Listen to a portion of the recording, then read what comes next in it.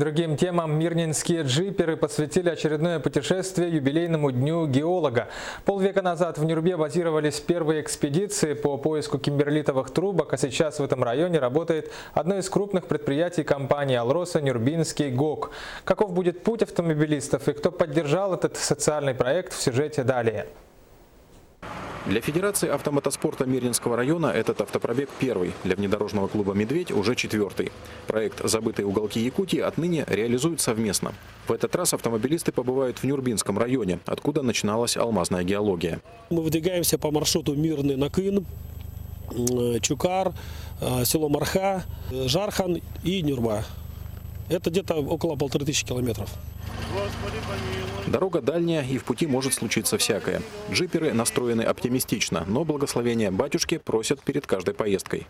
Дай Бог, чтобы много лет мы это делали, всегда бы находили интересные маршруты, интересные даты какие-то, интересные какие-то события, к которым можно было бы приурочить такие автопробеги. Ну и, конечно же, Божьей помощи и благословения вам на дорогу.